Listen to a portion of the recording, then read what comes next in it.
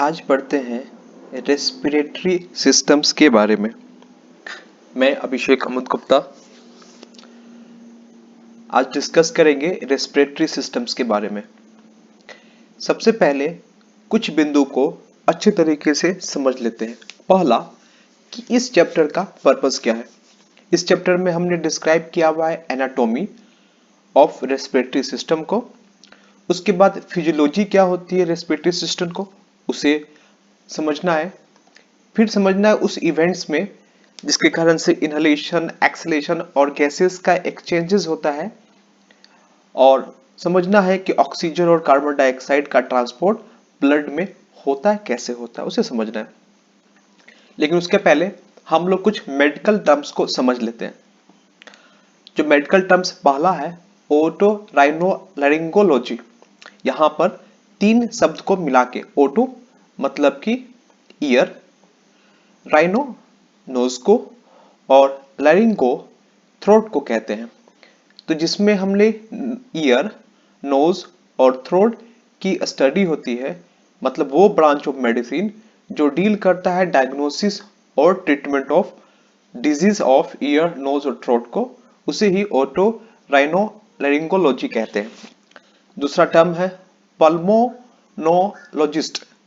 Pulmonologist का मतलब हो गया कि specialised in the diagnosis and treatment of the disease of the lungs.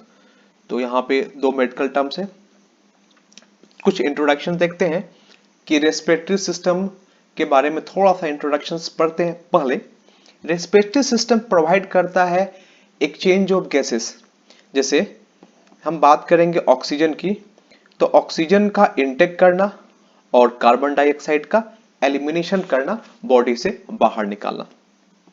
हम बात करेंगे यदि एक्सिस CO2 हो जाता है तो एसिड DT जो है वो प्रोड्यूस होती है, क्योंकि ज्यादा CO2 बॉडी में होगा तो बॉडी का pH जो है वो एसिडिक हो जाएगा, लो हो जाएगा। और toxic to the cell, elimination quickly and efficient. तो ये बहुत इंपॉर्टेंट है कि इसे तुरंत CO2 को बाहर निकालना बहुत ही इंपॉर्टेंट है, कि एलिमिनेट करना है क्विकली और इफिशिएंटली रूप से। जैसे हम देखते हैं, हम जब सांस लेते हैं, ऑक्सीजन लेते हैं तो कुछ समय लगता है, लेकिन CO2 निकालते हैं जल्दी निकलता है। तो ऑक्सीजन लेना और CO2 को जल्दी निकालना, क्योंकि ऑक्सीजन और CO2 में डिफरेंस है। CO2 टॉक्सिक है सेल्स के लिए, क्विकली उसे बाहर निकालना और इफिशिएंटली रूप से बाहर निकालना बहुत ही जरूरी है। और ये आप में एसिडिटी भी प्रोड्यूस करता है, आपके ब्लड pH का या बॉडी pH को। इसके बाद देखेंगे कि कार्डियोवास्कुलर सिस्टम और रेस्पिरेटरी सिस्टम, ये दोनों मिलके यदि फेलवर हो जाए, यदि कार्डियोवास्कुलर सिस्टम पे यदि फेल हो जाए या रेस्पिरेटरी सिस्टम, कोई भी आइदर या दोनों, तो उससे होमोस्टेसिस जो है वो डिस्टर्ब होगा, सेल्स जो है वो रेपिडली डेथ होंगे और वास्ट मटेरियल बॉडी में जमा हो जाता है। तो हमें कार्डियोवास्कुलर सिस्टम या रेस्पिरेटरी सिस्टम, दोनों सिस्टम बहुत इंपॉर्टेंट है। दोनों में से कोई भी या दोनों, तो होम्योस्टेसिस डिफरेंट हो सकता है। आज हम पढ़ते हैं फंक्शन ऑफ रेस्पिरेटरी सिस्टम का, कि रेस्पिरेटरी सिस्टम का फंक्शंस क्या है, क्या क्या के लिए यूज होता है। पहला है गैस एक्सचेंजेस के लिए। रेस्पिरेटरी सिस्टम को हम लोग गैस एक्सचेंज के रूप में मानते हैं, जैसे CO2 और ऑक्सीजन का एक्सचेंज होना। दूसरा है ब्लड pH का रेगुलेट होना, कि we just regulating the blood pH। इसमें हमने देखेंगे कि रिसेप्टर्स भी होते हैं जो कि सेंस ऑफ स्मेल्स के लिए बहुत ही इंपॉर्टेंट है। एयर को फिल्टर किया जाता है, क्योंकि हमारा जो एयर हम इनहेल करते हैं, तो रेस्पिरेटरी सिस्टम में जैसे नोज हो गया या डिफरेंट पार्ट्स से म्यूकोसा हो गया, म्यूकस सब्सटेंसेस हो गए, ये एयर को फिल्टर करते हैं और जितना प्योरिटी एयर में बन सकती है वो करते हैं। साउंड को प्रोड्यूस करने में भी रेस्पिरेटरी सिस्टम बहुत ही इंपॉर्टेंट रोल प्ले करता है, और रीड्स करता है body of the some waters. ये भी बहुत इंपॉर्टेंट है कि आप देखोगे रेस्पिरेटरी सिस्टम से कि कुछ अमाउंट ऑफ वाटर जो है वो म्यूकस सब्सटेंस से रिलीज होता है, ताकि आप जो इनहेल करते हो एयर्स को, उसमें कुछ नमी बनी रहे और वो नमी के साथ अंदर जाए। और जब एक्सहेल करेंगे एयर्स को, जब छोड़ते हैं हवा को, तो हवा में हीट होती है, हवा में कुछ गर्मी दिखती है। जब इनहेल करते सांस लेते हैं तो ठंडी हवा कुछ लगती है, जब एक्सहेल करते हैं तो उसमें थोड़ा सा हीट आता है। कारण कि हमारे अंदर जो ब्लड वेसल्स हैं वो ब्लड वेसल्स उस एयर को हीट करते हैं। आगे पढ़ते हैं हम लोग रेस्पिरेटरी सिस्टम का। रेस्पिरेटरी सिस्टम में देखेंगे ये किस किस चीज से बना होता है। पहला नोज से, दूसरा फेरिंग्स जिसे हम थ्रोट कहते हैं, तीसरा है लेरिंग्स जिसे हम कहते हैं वॉइस बॉक्स, और चौथा हो ट्रेकिया जिसे हम कहते हैं वाइंड पाइप। इसके बाद ब्रोंकाई और लंग्स। ये कुछ रेस्पिरेटरी सिस्टम के हिस्से हैं, अलग अलग पार्ट्स हैं। हम यहाँ भी देख सकते हैं कि रेस्पिरेटरी सिस्टम को हमने दिखाया है। It is the original picture, जिसमें हम देख सकते हैं यहाँ पर थोड़ा सा दबा हुआ पोर्शन है आपके लेफ्ट साइड के लंग्स में, जहाँ पे हार्ट सिचुएटेड होता है। ये हम देख सकते हैं थोड़ा सा दबा पोर्शन, इसे कार्डियक नॉक भी कहते हैं। अब बात करते हैं रेस्पिरेटरी सिस्टम के स्ट्रक्चर का। हम स्ट्रक्चर वाइज देखें तो हम इसे दो पार्ट में बांट सकते हैं। पहले को कहेंगे अपर रेस्पिरेटरी सिस्टम, मतलब ऊपर का हिस्सा। तो यहाँ तक का हम ऊपर का हिस्सा मानते हैं और यहाँ तक के नीचे के हिस्से का दो भाग में हम बांटते हैं। हम देखेंगे फेरिंग्स या एसोसिएटेड स्ट्रक्चर, नोज, फेरिंग्स या एसोसिएटेड स्ट्रक्चर को हम लोग अपर हिस्सा मानते हैं। तो यहाँ देखते हैं फिर से नोज और फेरिंग्स, यहाँ तक को हम मांगते हैं अपर पार्ट या इससे एसोसिएटेड जो भी स्ट्रक्चर हो गया जिसमें साइनसेस ये सब भी पार्ट, तो ये अपर रेस्पिरेटरी सिस्टम का हिस्सा हो गया। लोअर में आएगा लैरिंग्स, ट्रेकिया और ब्रोंकाई और लंग्स। तो लैरिंग्स से नीचे का जो हिस्सा है लैरिंग्स हो गया या ट्रेकिया, ब्रोंकस या ब्रोंकाई और लंग्स जो है ये आपका लोअर रेस्पिरेटरी सिस्टम हो गया। तो रेस्पिरेटरी सिस्टम भी दो भागों में बटा हुआ है, अपर रेस्पिरेटरी सिस्टम और लोअर रेस्पिरेटरी सिस्टम। हमने फिर से वो फिगर देखते हैं कि अपर और लोअर का फर्क। अब हम देखते हैं नोज पे। तो सबसे पहले स्टडी करते हैं पहला हिस्सा नोज, इसको स्टडी करते हैं। चलिए आते हैं पढ़ते हैं नोज पे। नोज को यदि स्टडी किया जाए तो नोज रेस्पिरेटरी सिस्टम का बहुत ही इंपॉर्टेंट है। यहाँ इंट्रांस बोला जाता है रेस्पिरेटरी सिस्टम्स का। इसके साथ साथ नोज में ऑल्फैक्टरी ऑर्गन्स, मतलब वो ऑर्गन्स, ऑल्फैक्शन मतलब होता है स्मेल या महक, तो जो हम स्मेल करते हैं वो सिस्टम भी नोज में लगा होता है। नोज को यदि डिवाइड किया जाए तो हम दो भाग में डिवाइड कर सकते हैं। पहले को कहेंगे एक्सटर्नल नोज और दूसरे को इंटरनल नोज। चलिए आते हैं एक्सटर्नल नोज को पढ़ते हैं। एक्सटर्नल नोज मतलब बाहरी का नोज। बाहर से नोज कैसा दिखता है? तो एक्सटर्नल नोज कहेंगे visible component of the face, मतलब जिसे हम आंखों से देख सकते हैं वो एक्सटर्नल नोज के अंदर आता है।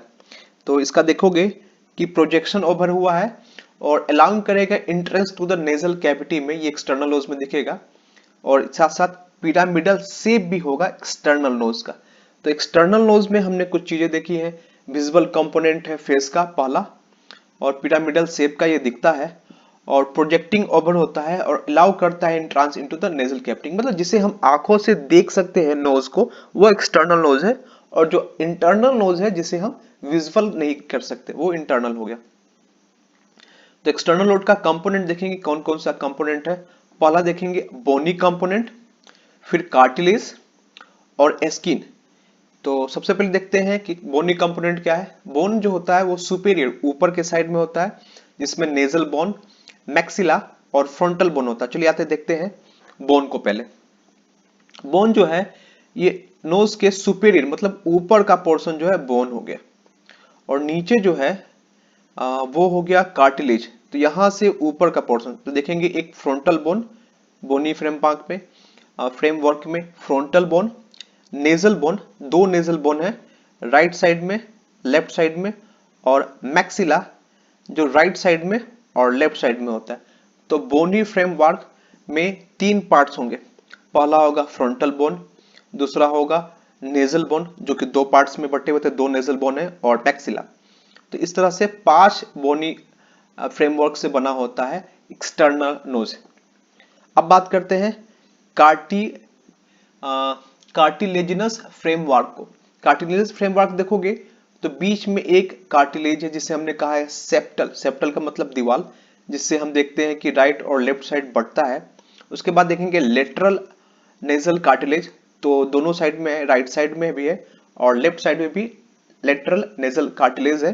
बीच में एक सेप्टल कार्टिलेज है और तीसरा कार्टिलेज जिसे अलार कार्टिलेज कहते हैं, जो आपको देखिए छोटे छोटे पोर्शन को मिला के भी और साइड का जो पोर्शन है वो भी मिला के अलार कार्टिलेज होता है। और सबसे बाद में देखेंगे फिर एडिपोज टिश्यू। तो ये जो साइड देखा, जो सबसे नीचे का जो हिस्सा हो गया वो एडिपोज टिश्यू है, डेंस फिब्रेट कनेक्टिव टिश्यू। और एडिपोज टिश्यू यहाँ पे आपको दिख सकता है। तो यहाँ पे तीन चीज देखी, पहला देखा बोन्स, ऊपर के साइड में कार्टिलेज, नीचे के साइड में, और साइड में देखेंगे एडिपोज टिश्यूज। तो फिर से एक बार रिवाइज करते हैं हम लोग। बोनी कंपोनेंट ऑफ एक्सटर्नल नोज में नेजल बोन, मैक्सिला और फ्रंटल बोन।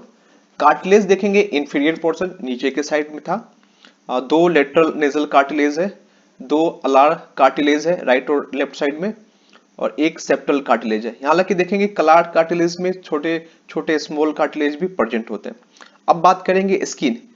आप नाक पे यदि स्किन की बात की जाए तो आप देखोगे बोनी फ्रेमवर्क और कार्टिलेज के पास की स्किन यदि आप टच करके, हाथों से भी टच करके देखते हो तो काफी पतली स्किन होगी। लेकिन आप देखोगे एडिपोज टिश्यू के साइड का स्किन तो थोड़ा सा मोटा होगा स्किन। तो स्किन हमने बात की कि skin over the bony part of the nose is thick, thin, पतली होती है जहां पे बोनी पार्ट होता है। कार्टिलेज के पार्ट में भी थिकर होगा, बोनी पार्ट से अपेक्षा में कार्टिलेज में थोड़ा सा थिकर आपको मिलेगा, मोटा मिलेगा, विथ मेनी सेबेसियस ग्लैंड्स।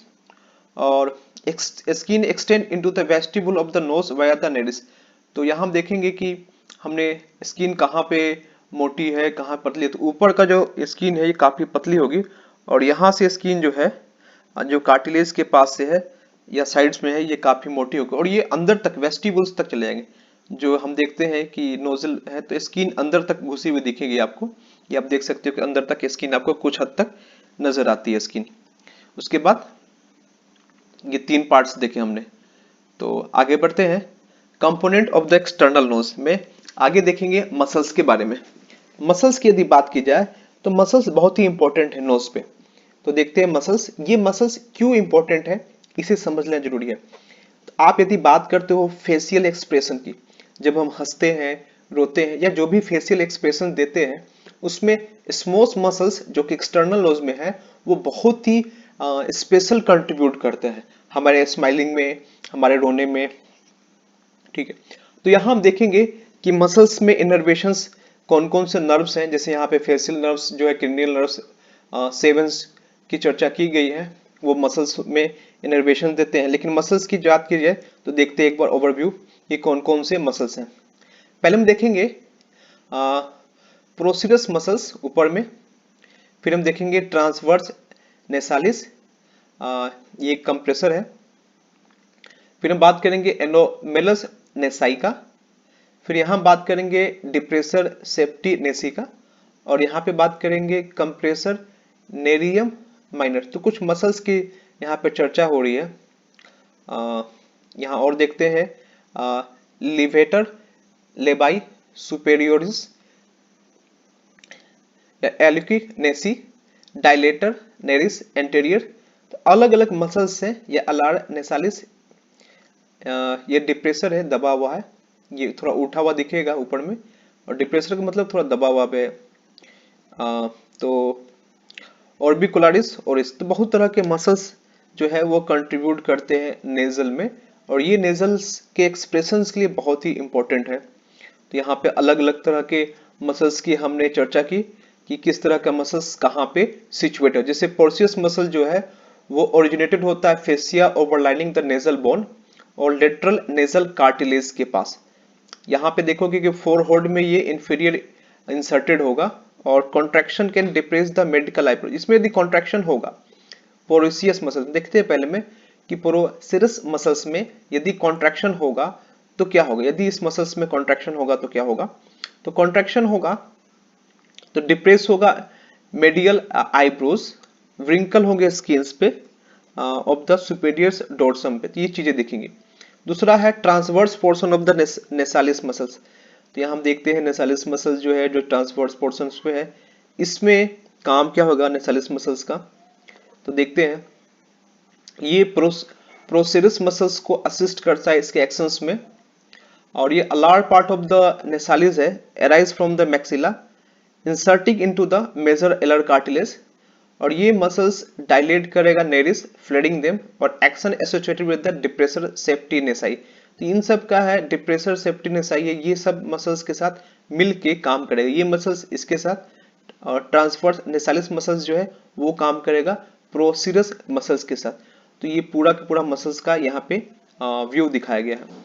अब बात करेंगे हम लोग एक्सटर्नल नोज में वेसल्स और लिम्फेटिक्स।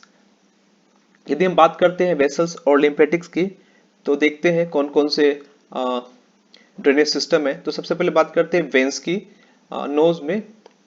तो यहाँ पे पूरे नोज की चर्चा की गई है। तो यहाँ देखेंगे कि नेसल वेन फोरामेंस सिस्टम से यहाँ निकला हुआ, ये पूरे नाक में वेन्स आपको दिखेंगे नोज नेजल में। एक्सटर्नल और इंटरनल दोनों पोर्शन यहाँ दिखाया गया है। हालांकि यहाँ एक्सटर्नल नोज हमने लिखा है, लेकिन एक्सटर्नल नोज के साथ साथ इंटरनल नोज का भी हिस्सा यहाँ दिखाया गया है। तो यहाँ दिखाया गया है कि drainage in cavernous sinus in a cranial nerves, यहाँ पे ड्रेनेज होता हुआ। यहाँ ड्रेनेज टू फेशियल वेन, यहाँ पे फेशियल वेन से ड्रेनेज होता है ये वेन्स। और यहाँ पे ड्रेनेज होता है टेरिगॉइड्स प्लेक्सेस इन इंफ्रा टेम्पोरल फोसा में, तो यहाँ पे ये ड्रेनेज होता है, ये दिख रहा है आपको वेन्स का। अब बात करेंगे हम लोग वेन्स के बाद बात करते हैं हम लोग ब्लड वेसल्स की। तो ब्लड वेसल्स की बात करेंगे तो देखेंगे कौन कौन से ब्लड वेसल्स है। पहला बात करेंगे एंटीरियर इथमोइड आर्टरीज। फिर हम बात करते हैं मिडल कोनकाई में, ये मिडल कोनकाई है, इसमें बहुत सारे ब्लड वेसल्स दिख रहे हैं आपको। फिर हम बात करेंगे पोस्टीरियर इथमोइड आर्टरी की, जो कि सुपीरियर कोनकाई में है। इंटीरियर इथमोइड आर्टरी होता है मिडल कोनकाई में, ये मिडल कोनकाई है ये पोर्शंस। ऊपर का जो कोनकाई है इसमें होता है सुपीरियर कोनकाई में posterior ethmoid artery. Sphenopalatine artery यहाँ दिखेंगे इस फोरामेन से निकलते हुए, और नीचे के पोर्शंस में ये हो गया आपका नीचे में जो कोनकाई है वहां पे दिखता हुआ। फिर external nasal artery from the anterior ethmoid artery, ये एंटीरियर इथमोइड आर्टरी से आगे आते हुए एक एक्सटर्नल नेजल आर्टरी आई है जो बाहर के नाक में की तरफ जाती हुई है, स्किन के अंदर पेनिट्रेट होते हुए दिखता होगा। फिर यहाँ पे अलार ब्रांच दिखता होगा नेजल आर्टरी का।